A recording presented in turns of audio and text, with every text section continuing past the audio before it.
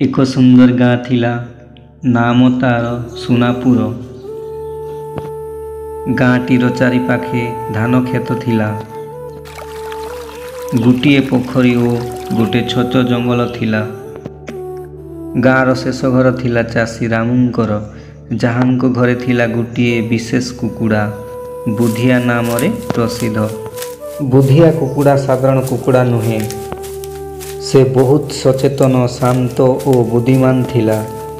प्रति सकाले निर्दिष्ट समय गाँर उत्तम गछ उपर चढ़ी गाउथिला, कुकुड़कू कुकुड़कू उठंतु समस्ते।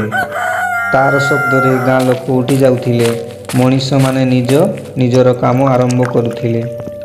सेई जंगल रहुथिला गोटे सियाल, नाम थिला घरिया। से बहुत चतुर किंतु अलस और चालाकी से जीविका चलाउथिला।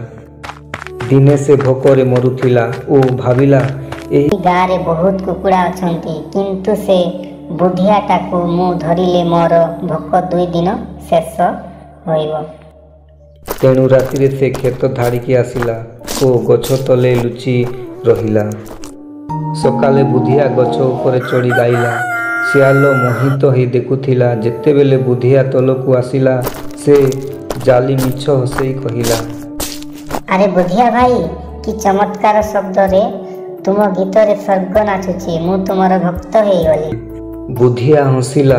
से बुझीगला जे सियाल किछि चतुराई चालिछि, तथापि शांत भावे कहिला, धन्यवाद भाई, तुमे भल कहिल, किंतु एते सकाले जंगल छाड़ी आसिल काहीकि?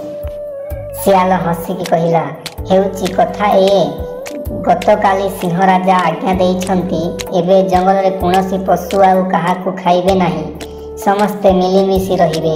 एही खुशी रे मु तुम सहित हाथ मिसेइबाकू आसिछि। बुधिया भाविला, एहा निश्चय मिछ कथा, किंतु देखिबी केउ पर्यंत नाटक करे। से गच्छ शीघ्र हसी कहिला, अरे भल खबर रे, तेबे मते मध्य खुशी लागिला। एही खबर मु मो सांग कुकुर माननकु मध्य कहिदेबी। से माने तो तले आसुछंती देख। सियाल तलकू देखिला, 2टी बड़ कुकुर दौड़ी आसुछि। से भୟରେ लाल हेला और दौड़ी जंगल को फेरीगला। किछि दिन पर सियाल फेरिला, एबे नुआ जुक्ति नहीं। एथर से जड़े जंगल भिकारी भावरे आसिला।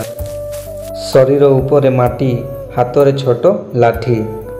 से कहिला, हे बुधिया भाई, मु एबे सन्यासी हेगली। मु काहाकू खाए नाही, केवल उपवास ओ पाठ करी रहुची। मु तुमको आशीर्वाद देबाकू आसीछि। बुधिया हसिला, ताहेले भलरे आपण मो मुंड उपरे आशीर्वाद दियंतु, किंतु दूररे दियंतु। मु उपरे अछि, आपण तले।